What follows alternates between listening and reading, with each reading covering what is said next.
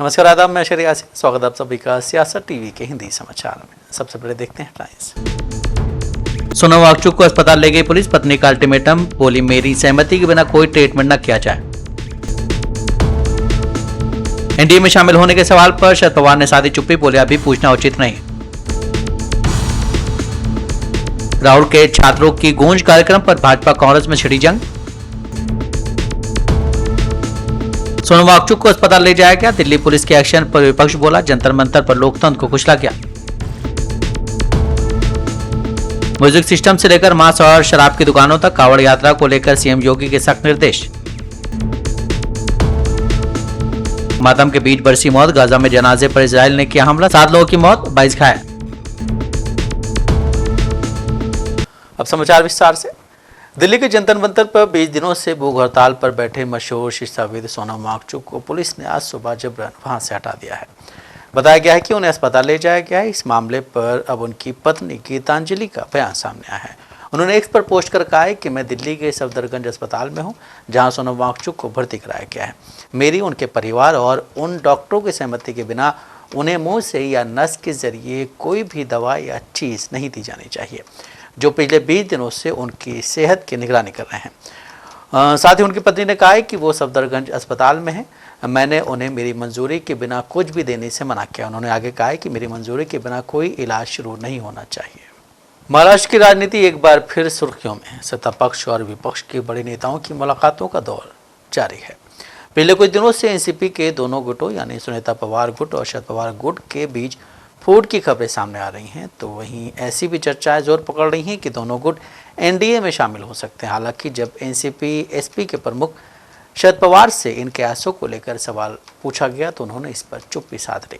वहीं अब इन खबरों पर प्रतिक्रिया देते हुए शिवसेना यूपीटी सांसद संजय राउत ने कहा है कि विलय की चर्चा 2 साल से चल रही है, लेकिन सुप्रिया ताई और जयंत पाटिल इससे इनकार कर रहे हैं। हमें उन पर भरोसा करना है। मर्जर की बात तो 2 साल से चल रही है, लेकिन सुप्रिया ताई जो हमारी है या जयंत राव पाटिल है, ये डिनाई कर रहे हैं। हम उनके ऊपर विश्वास कर रहे हैं। मुंबई ये कह रहे हैं कि जो लोग एक शादी के हैं वही एमपी में रह सकते हैं। एमपी के सीएम का बयान आया है, मोहन यादव, तो वो कह रहे हैं कि जो लोग एक शादी करेंगे वही एमपी में रह सकते हैं। ऐसा कानून बनाने जा रहे हैं क्या? तो आधी बीजेपी खाली हो जाएगी, आधी बीजेपी खाली हो जाएगी। वो कह रहे हैं वो कह रहे हैं कि राम का अगर एक है तो रहीम के 4 कैसे हो सकते हैं? बात सही है, इसलिए हम समान नागरिक कानून जो है या तिहरी तलाक वाला जो मुद्दा है उसको हमने समर्थन दिया था। तो आपको बहुत कुछ बदलाव करने पड़ेंगे। जो बीबी को छोड़ता है उनको भी आपको उस कानून में लाना पड़ेगा। ऐसे बहुत है ना। हाँ, राम मंदिर आने की उम्मीद कर रहे हैं। राम रक्षा ये कोई पब्लिक रैली नहीं है कि पूरी ताकत झोंककर रैली में इतने लोग आएंगे। उतने हमने निमंत्रण दिया है जनता को, कार्यकर्ताओं को, आप आइए।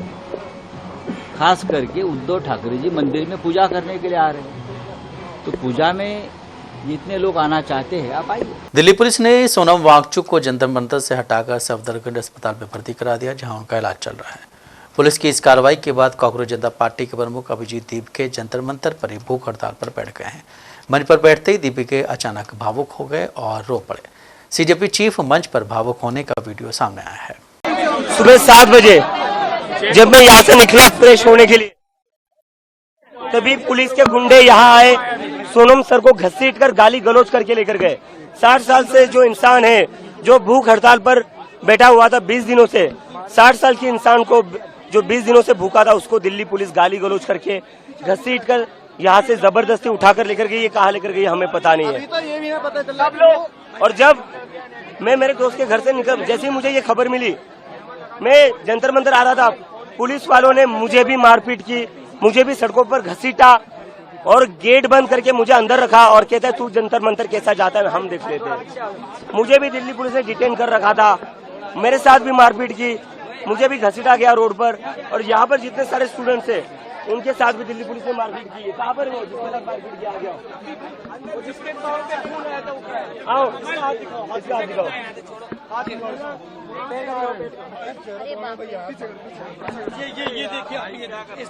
ये मेरा फोन भी छीन के लेके फोन, लोगों के फोन भी छीन कर लेकर गए।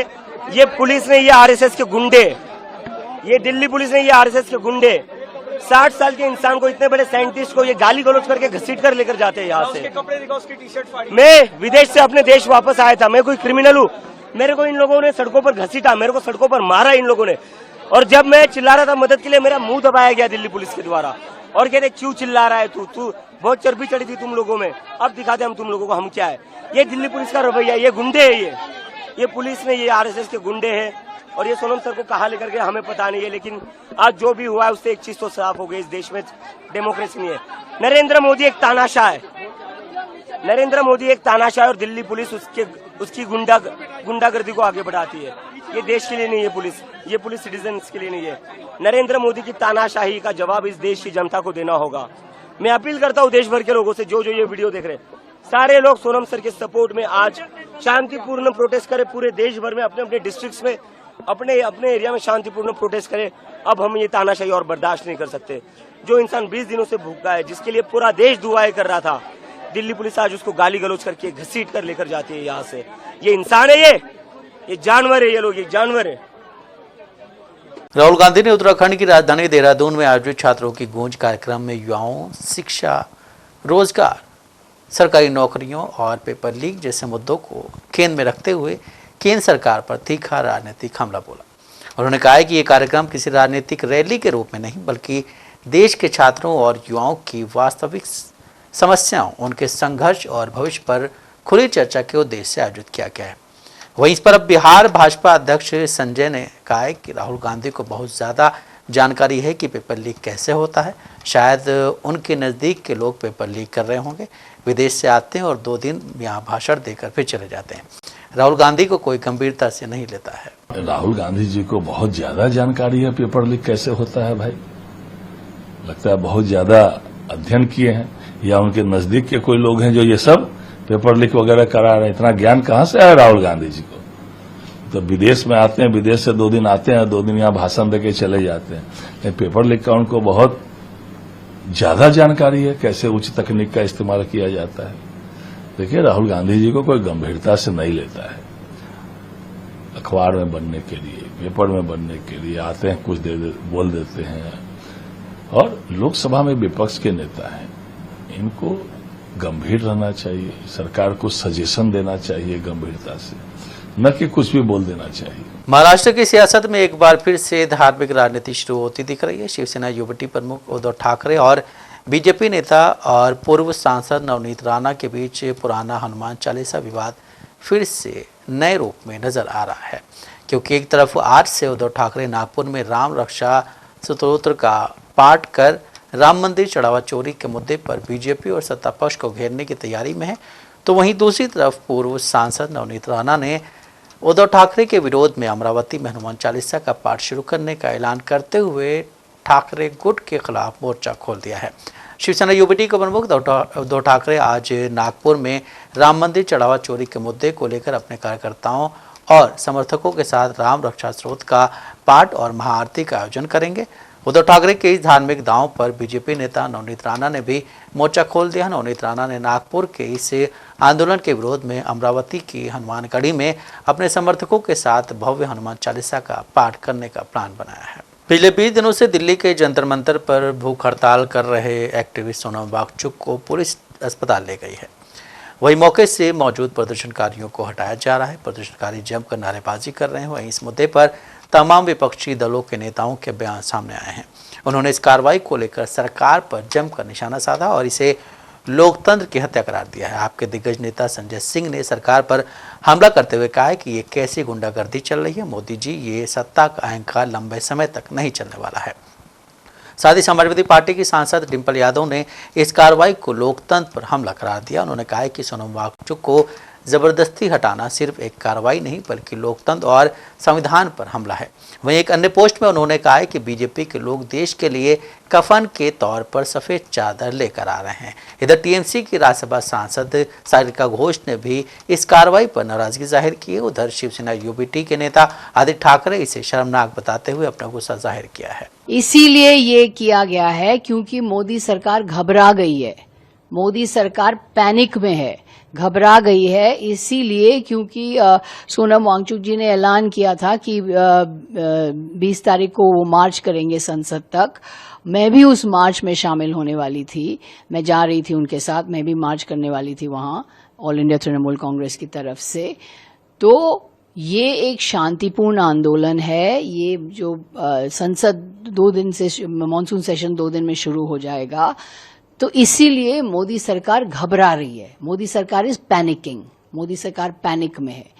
तो इसीलिए ये काम किया गया है। जो तानाशाही है, स्वीकार्य है, दुर्भाग्यपूर्ण है, लोकतंत्र पर हमला है, लोकतंत्र पर आक्रमण है और लोगों के जो अधिकार हैं, जो नागरिक के जो अधिकार हैं, इस पर आक्रमण है। दिल्ली में आज लोगों को उमस भरी गर्मी से थोड़ी राहत मिल सकती है। मौसम विभाग ने बारिश और आंधी तूफान का येलो अलर्ट जारी किया है।